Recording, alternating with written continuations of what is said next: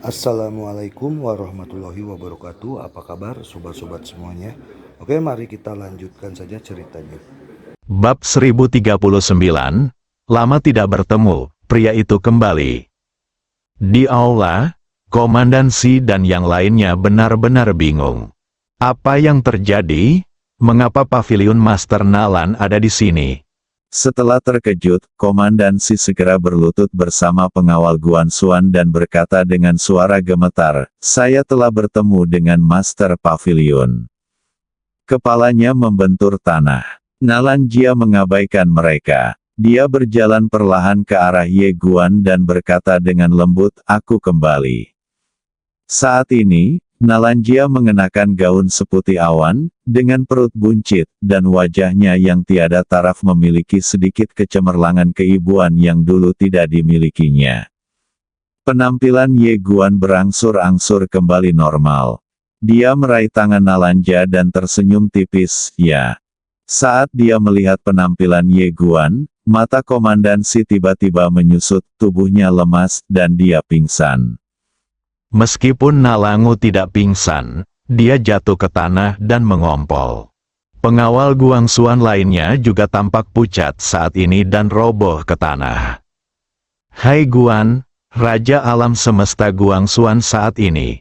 Ye Guan mengabaikan Komandan Si dan Nalan Gu yang tidak sadarkan diri. Dia menarik Nalan Jia dan perlahan berjalan keluar. Saat dia berjalan keluar, saat ini, banyak sekali orang kuat yang berlutut. Suaranya seperti guntur, membubung ke langit selama 9 hari. Ye Guan tersenyum tipis. "Semuanya, bangun." Semua pria kuat berdiri perlahan. Mereka memandang Ye Guan. Semuanya bersemangat.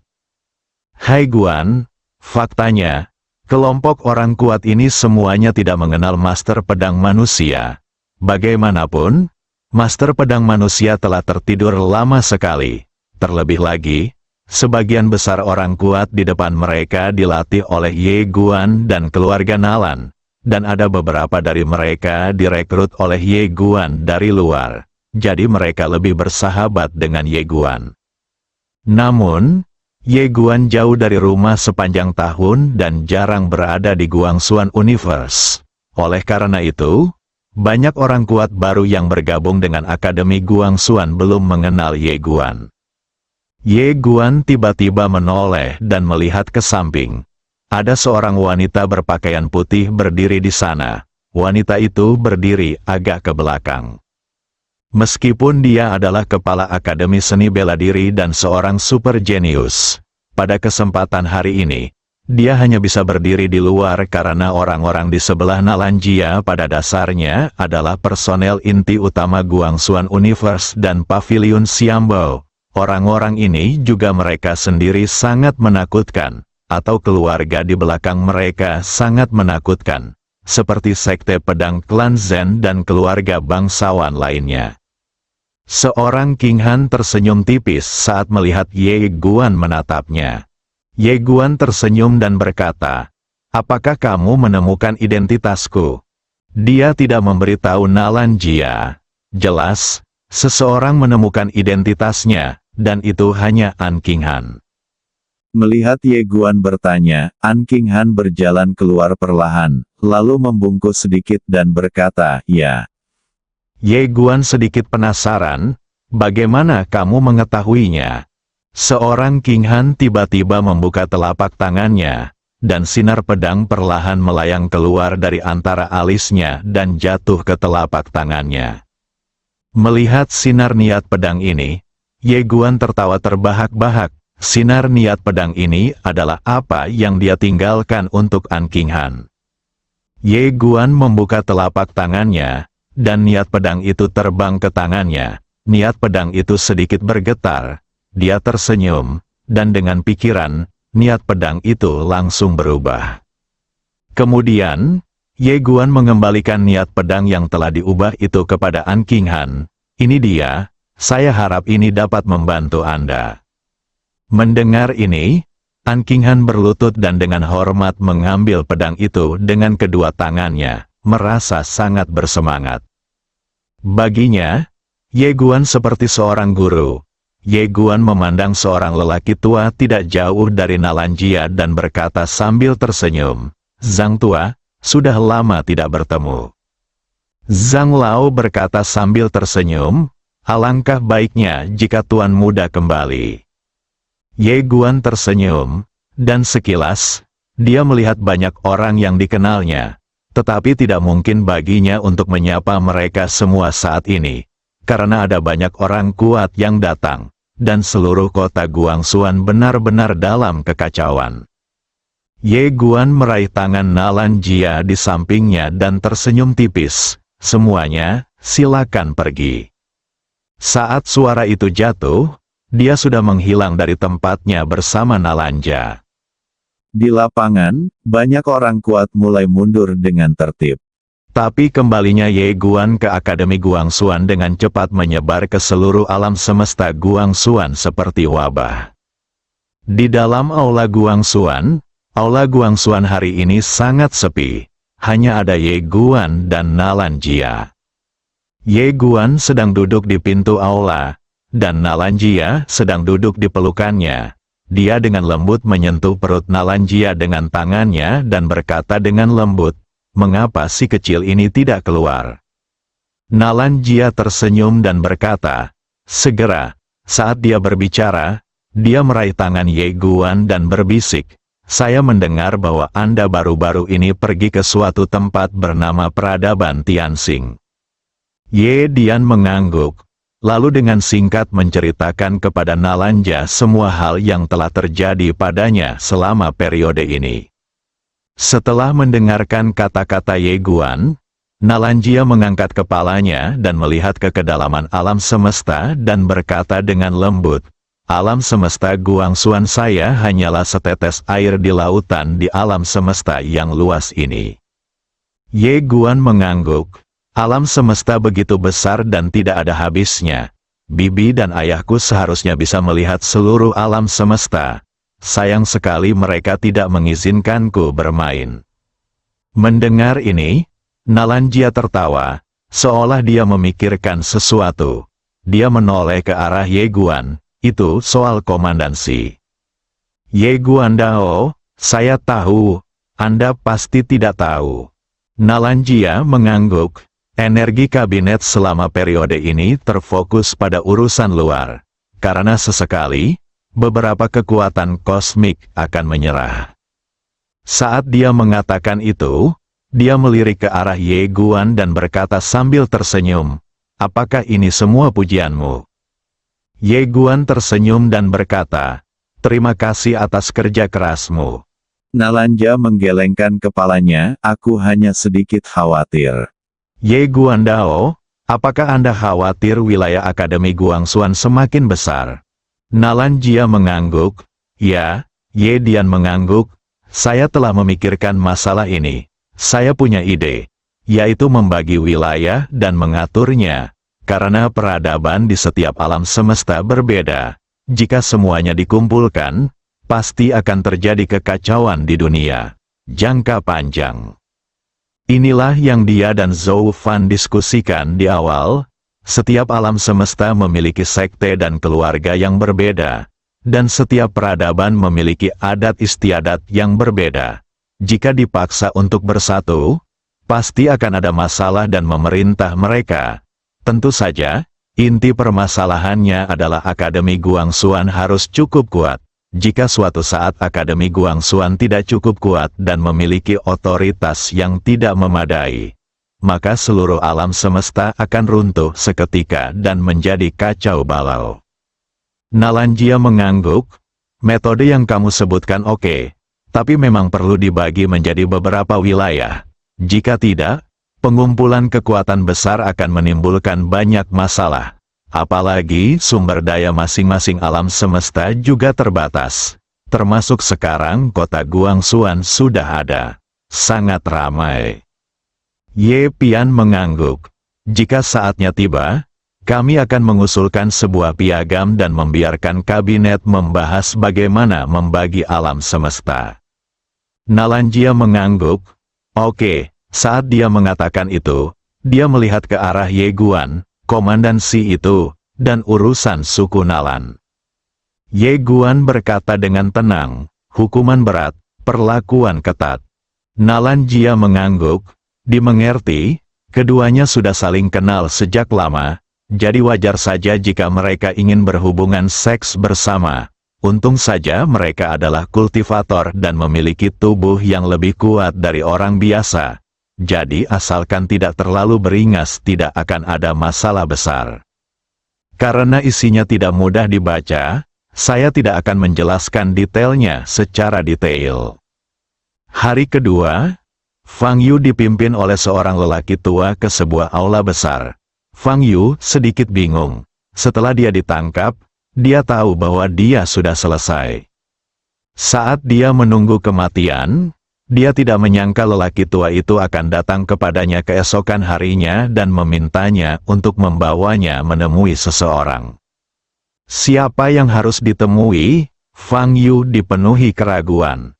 Saat memasuki aula utama, Fang Yu melihat Ye Guan. Saat dia melihat Ye Guan, dia langsung sangat gembira, saudara Yang. Batuk. Selain itu, lelaki tua itu tiba-tiba mengingatkan, itu dekan.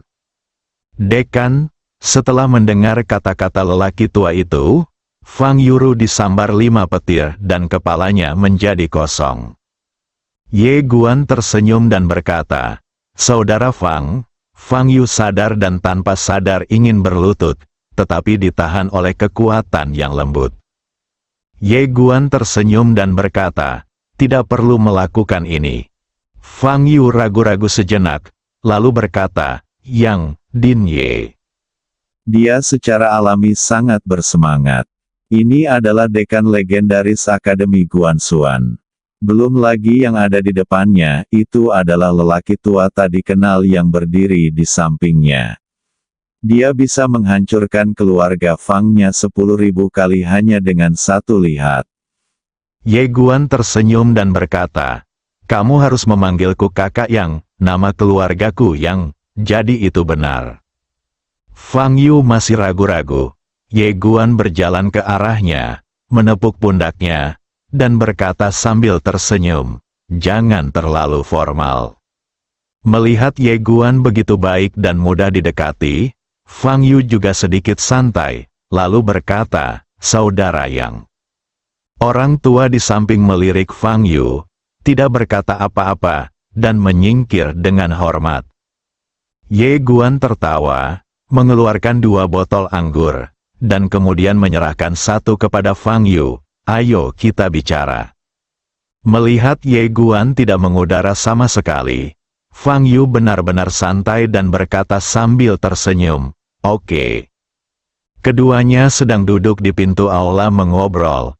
Ye Guan hanya bertanya tentang hal-hal di bawah, karena dia tahu betul bahwa hanya orang-orang seperti Fang Yu, yang datang dari bawah, yang mengetahui beberapa hal dan aturan gelap. Fang Yu juga tahu segalanya. Dia tahu bahwa saudara yang di sebelahnya akan melakukan reformasi. Keduanya mengobrol selama beberapa jam. Orang tua di samping itu diam-diam merekam. Saat hari sudah hampir fajar, Ye Guan tiba-tiba berdiri. Dia memandang Fang Yu dan berkata sambil tersenyum, saudara Fang, Guang Xuanwei akan mengikuti ujian lagi bulan depan. Kamu kembali dan bersiap untuk mengambilnya. Kembalilah kalau begitu. Don, jangan khawatir, kali ini pasti tidak akan terjadi hal-hal yang berantakan itu. Fang Yu buru-buru mengepalkan tinjunya. Oke, Ye Guan tersenyum dan berkata, kita akan bertemu lagi nanti.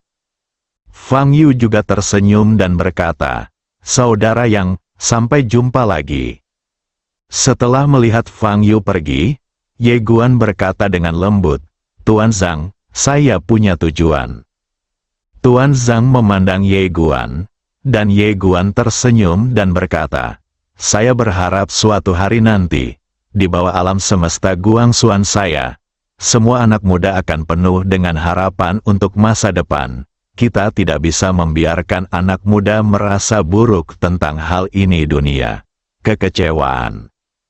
Tuan Zhang memandang Ye Guan, dan perlahan-lahan, senyuman muncul di wajahnya.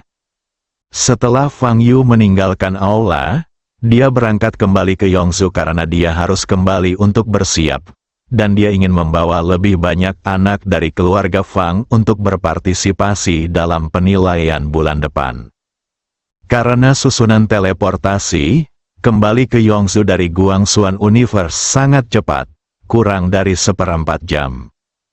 Keluarga Fang, segera setelah mereka kembali ke keluarga Fang, sekelompok anak-anak keluarga Fang berkumpul di sekitar mereka. Seorang pria berjubah Cina di kepala tersenyum dan berkata, "Saudara Yu, saya mendengar bahwa dekan sudah kembali. Benarkah?" Fang Yu tersenyum dan berkata, "Itu benar." Pria berjubah cantik itu berkata dengan tergesa-gesa, "Apakah kamu melihatnya? Apakah kamu melihatnya?" Anak-anak lain dari keluarga Fang juga memandang Fang Yu dengan penuh harap. Fang Yu ragu-ragu sejenak, lalu berkata, "Ya, saya tidak hanya melihatnya, saya juga minum bersamanya." Pria berjubah Cina itu berkedip, "Apakah Anda minum dengan dekan?" Fang Yu mengangguk, "Kami tidak hanya minum, kami juga menyebut diri kami saudara." Pria berjubah cantik itu ragu-ragu sejenak, lalu berkata, "Kakak Yu, jika kamu ingin menyombongkan diri seperti ini, aku tidak akan berbicara denganmu lagi." Bab 1040, Istana Nether, minum dengan dekan. Saling memanggil saudara. Setelah mendengar kata-kata Fang Yu, semua murid keluarga Fang di depannya merasa bahwa saudara Yu mungkin minum terlalu banyak anggur palsu.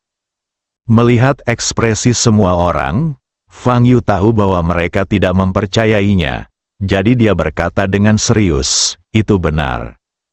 Pria berjubah Cina di depannya ragu-ragu sejenak, lalu berkata, "Saudara Yu, bagaimana kalau saya meminta dokter untuk datang dan memeriksa Anda?" Wajah Fang Yu menjadi gelap. "Fang Tang, tidak ada yang salah dengan pikiranku. Hei, jangan pergi, aku sungguh." Suku Nalan, pada hari ini, Nalan Jia kembali ke suku Nalan. Semua tetua inti dari seluruh suku Nalan berkumpul di aula utama, dan semua tetua merasa sedikit gelisah. Jelas semuanya sudah diketahui. Saat ini, Nalanjia perlahan berjalan ke aula. Begitu dia memasuki aula, semua tetua sibuk membungkuk hormat. Meskipun pemimpin klan, Nalan Ming, tidak memberi hormat, dia perlahan berdiri. Sekarang dia secara alami tahu betapa menakutkannya kekuatan yang dimiliki putrinya. Dia mungkin tidak terlalu kuat, tapi dia bisa mengerahkan banyak pria kuat yang menakutkan. Untuk menghancurkan kekuatan tertinggi, dia bisa melakukannya hanya dengan satu kalimat. Nalan Jia berjalan perlahan ke arah Nalan Ming dan tersenyum tipis. "Ayah, duduklah." Nalan Ming ragu-ragu lalu duduk. Nalan Jia juga duduk. Dia memandangi para tetua di lapangan. Ketika dia melirik mereka, para tetua suku Nalan semua menghindar dan tidak berani melihatnya. Nalan Jia tersenyum tipis dan berkata, "Sesepuh, silakan duduk juga." Melihat Nalan Jia seperti ini, para tetua menjadi semakin gelisah. Nalan Jia melanjutkan, "Sesepuh, saya di sini untuk berdiskusi tentang benar atau salah dengan Anda hari ini. Atau saya di sini untuk sekadar mengobrol dengan Anda. Karena akhir-akhir ini, saya berada di halaman utama Akademi Guangxuan dan pavilion utama Pavilion Xiambao. Saya jarang kembali dan agak asing dengan semua orang." Pada saat ini, tetua suku Nalan berdiri, dia membungkuk hormat, lalu berkata, "Xiao Jia, kami sudah mengetahui kesalahan kami dalam masalah ini." Nalan Jia tersenyum dan berkata, "Tetua Agung, tolong dengarkan saya dulu." Tetua Agung itu ragu-ragu sejenak, lalu mengangguk dan melangkah mundur. Nalan Jia melanjutkan, "Saya tahu bahwa karena saya, apakah itu akademi atau pavilion Xiambao, mereka akan memberikan banyak kemudahan kepada klan Nalan saya, dan bahkan melanggar aturan dan melanggar hukum klan Nalan saya. Berbicara tentang ini, dia melirik ke arah para tetua dan berkata, "Paman, kamu harus tahu bahwa jika suku Nalan seperti ini, maka keluarga dan sekte di bawah pasti akan mengikutinya. Sama seperti ini, jika bukan karena Xiao Guan, saya masih belum tahu bahwa bahkan sebelum pemilihan pengawal Guangxuan dimulai, semua tempat telah ditentukan oleh keluarga besar dan sekte. Ini hanyalah puncak gunung es. Mengejutkan, Di aula, semua tetua tidak berani berbicara. Selama bertahun-tahun, sebagai orang Nalan, mereka memang mendapat banyak perlakuan istimewa. Kemanapun mereka pergi, orang lain akan memberi mereka 3 poin penghormatan. Untungnya, Nalan Ming telah menahan anggota sukunya sejak pagi. Jika tidak, keadaan akan lebih menakutkan. Nalan Jia melanjutkan, akademi semakin besar, dan semakin banyak peradaban kosmik akan diintegrasikan ke dalam akademi. Jika kami, klan Nalan, tidak dapat memberikan contoh yang baik, maka sekte dan keluarga di bawah akan mengikutinya.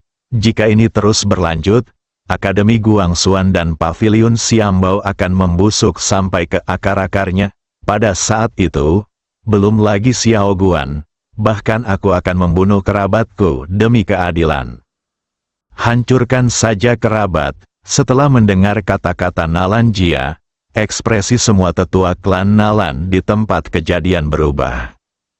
Pada saat ini, Nalan Ming menghela nafas dengan suara rendah. "Xiao Jia, masalah ini sebenarnya salahku.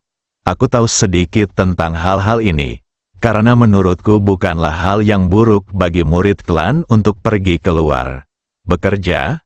Saya hanya tidak menyangka masalahnya akan menjadi begitu serius. Dalam analisis terakhir, kami masih belum cukup mengetahui dan situasinya tidak cukup besar, yang menyebabkan masalah bagi Anda." Para tetua lainnya juga dengan cepat mengakui kesalahan mereka. Selama bertahun-tahun, Nalan Jia bertanggung jawab atas Paviliun Xiambao dan Akademi Guangxuan, dan metodenya tidak lagi sama seperti sebelumnya. Nalan Jia tiba-tiba berkata, "Saya punya ide." Para tetua lainnya dengan cepat terdiam. Nalan Jia melanjutkan, "Mulai hari ini, semua anak suku Nalan saya tidak akan lagi menerima perlakuan khusus apapun." Para tetua tercengang. Nalan Jia melirik semua orang dan berkata, "Jika kamu ingin masuk ke akademi utama, maka bekerja keraslah dan andalkan kemampuanmu sendiri untuk sampai ke sana. Bukan hanya klan Nalanku, tapi mulai hari ini, semua klan dan sekte tidak akan ada lagi menerima perlakuan istimewa apapun. Murid dari semua keluarga sekte akan bersaing secara adil." Semua orang tampak getir. Mereka yang dulunya mendapat perlakuan istimewa, namun kini tiba-tiba kehilangan perlakuan istimewa tersebut. Wajar saja mereka tidak terbiasa dan merasa tidak nyaman, namun tidak berani menunjukkannya. Nalan Jia berdiri perlahan, lalu berkata, "Paman dan paman, suku Nalan kita membutuhkan beberapa orang jenius dan monster sejati, bukan bajingan. Selain itu, semua paman dan paman harus memahami situasi keseluruhannya. Untuk memahami apa yang dilakukan Xiao Guan, mencoba untuk jika kita, suku Nalan, ingin bertahan lama dan benar-benar digunakan kembali, kita hanya bisa mengikuti jejak Xiao Guan dan melakukan sesuatu untuknya, daripada memikirkan sedikit uang setiap hari, mengerti?" Pada kalimat terakhir, suaranya tiba-tiba menjadi lebih keras, dan semua tetua di ruangan itu terkejut. Nalan Jia berdiri perlahan dan berjalan keluar. Ketika dia sampai di pintu, dia tiba-tiba berhenti dan berkata, "Paman, klan Nalanku seharusnya tidak terlalu kecil." Setelah mengatakan itu, dia meninggalkan aula. Di aula, semua tetua terdiam. Saat ini, Nalan Ming tiba-tiba menghela nafas dengan suara rendah. Xiao Jia kecewa pada kita. Semua tetua klan Nalan tampak sedih. Nalan Ming melanjutkan, siapa yang tidak menginginkan hak istimewa? Semua orang menginginkannya. Tetapi semua orang harus dapat melihat bahwa Xiao Guan sangat marah kali ini.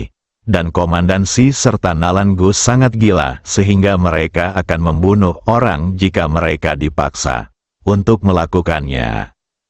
Setelah mengatakan ini, dia menamparkan meja di sebelahnya dengan tangan kanannya, dan meja itu langsung berubah menjadi bubuk. Bunuh dan diam, mendengar hal tersebut, seluruh tetua yang hadir merasa ngeri. Karena saat itu mereka teringat bahwa Nalangu juga pernah bergabung dengan mereka. Pada saat ini, seorang lelaki tua berambut putih perlahan keluar. Dia berkata dengan suara gemetar, pemimpin klan Xiao Gu. Nalangu adalah cucunya. Nalan Ming meliriknya, lalu berkata, dia ingin membunuh Xiao Guan. Para tetua lainnya menatapnya dengan mata dingin. Tubuh lelaki tua berambut putih itu gemetar, dan saat berikutnya, dia tampak muram. Saya tidak punya cucu ini. Jika masyarakat Nalan ingin melindungi Nalangu saat ini, mereka sebenarnya meminta kehancurannya sendiri. Perilaku ini sangat buruk. Nalan Ming menghela nafas dengan suara rendah. Tetua, apakah kamu tidak menyadarinya? Masalah ini di luar kendali keluarga Nalan saya. Belum lagi Nalangu. Anak-anak lain dari keluarga Nalan mungkin dibunuh kali ini untuk menakut-nakuti monyet. Berlatih untuk keuntungan pribadi dan melakukan pembunuhan membungkam. Semua perilaku ini benar-benar gila. Untungnya, keluarga Nalan saya tidak mendukung Nalangu kali ini. Jika tidak, percaya atau tidak, keluarga Nalan saya tidak akan kehilangan segala macam hak istimewa kali ini. Mereka akan membersihkan kita secara langsung. Setelah mendengar kata-kata Nalan Ming, semua tetua di lapangan merasakan gelombang ketakutan. Memang benar, jika keluarga Nalan lebih terlibat dalam masalah ini, keluarga Nalan mungkin akan hancur total kali ini. Masalah kali ini tentu saja sangat besar. Pertama-tama, penjaga luar pengawal Guangxuan telah dibersihkan secara menyeluruh. Tidak hanya itu, hal-hal tidak adil di masa lalu juga harus dilacak ujian lagi, dan keluarga Nalan Nalangu dan Komandan Nasi, serta para penjaga Guangxuan yang mengambil tindakan pertama, semuanya terbunuh. Di antaranya, Balai Penegakan Hukum dibersihkan secara menyeluruh dari atas ke bawah. Kejahatan setiap orang dipublikasikan, dan mereka yang diketahui memasuki departemen tertentu melalui koneksi akan dicabut kuotanya dan harus mengikuti ujian lagi. Tindakan Ye Guan tidak diragukan lagi memenangkan hati banyak orang. Untuk sementara waktu, banyak orang dari seluruh Guangxuan Universe bersorak. Hancurkan saja kerabat, dekan ini sangat cakap dan benar-benar melakukan banyak hal untuk orang-orang di bawah. Dan ketika mereka mengetahui bahwa berbagai departemen akan merekrut karyawan baru bulan depan, orang-orang muda berbakat dari semua negara bagian besar dan semua lapisan masyarakat segera bergegas ke kota Guangxuan dalam semalam. Klan Daun, Ye Xiao duduk di tempat pertama, dan di kedua sisi di bawahnya ada sekelompok tetua dari keluarga Ye. Wajah semua tetua agak jelek. Meskipun Ye Yun tidak ikut serta dalam pembunuhan itu, banyak orang di keluarga Ye, seperti keluarga Nalan, yang menonton. Ye Xiao melirik semua orang, dan kemudian berkata, mulai hari ini, semua perlakuan istimewa dari keluarga Ye Ku akan dibatalkan. Di sampingnya, seorang tetua ragu-ragu sejenak, lalu berkata, pemimpin klan, awasi dia. Ye Xiao menghela nafas dengan suara rendah. Kali ini aku akhirnya mengerti apa yang Xiao Guan coba lakukan. Dia benar-benar ingin mengubah alam semesta. Bahkan jika keluarga Ye kita tidak dapat membantunya di masa depan, kita tidak boleh memberikan apapun padanya, menyebabkan masalah dan mempersulitnya. Mulai hari ini, semua tetua, kalian harus menahan murid-murid kalian. Baik mereka pergi ke pengawal Guangxuan atau akademi, mereka harus mengandalkan kemampuan mereka yang sebenarnya untuk memperjuangkannya. Di lapangan, semua tetua menghela nafas pelan. Ye Xiao melirik semua orang, jangan menghela nafas. Keluarga Ye kita dapat mencapai hari ini karena nenek moyang kita membakar dupa. Kamu harus mengerti bahwa Xiao Guan bukanlah keluarga Ye kita yang sebenarnya. Jika keluarga Yeku tidak berakal, ini cinta kita pada akhirnya akan habis. Sama seperti Anjia yang hampir hancur. Kita harus menganggap ini sebagai peringatan. Para tetua mengangguk dengan tergesa-gesa. Saat itu, keluarga An adalah kerabat kaisar, tetapi kemudian seluruh keluarga hampir musnah. Ye Xiao melirik keluar dan berkata dengan lembut, kami memiliki sedikit kemampuan dan tidak dapat banyak membantu Xiao Guan. Yang bisa kami lakukan adalah tidak membuat dia kesulitan. Ye Guan tidak peduli dengan masalah antara Balai Penegakan Hukum dan pengawal Guangxuan dan menyerahkan semuanya pada Nalanjia. Dan dia sampai di langit berbintang. Tidak jauh di depannya, ada sebuah aula di sana, Istana Nether, bersambung.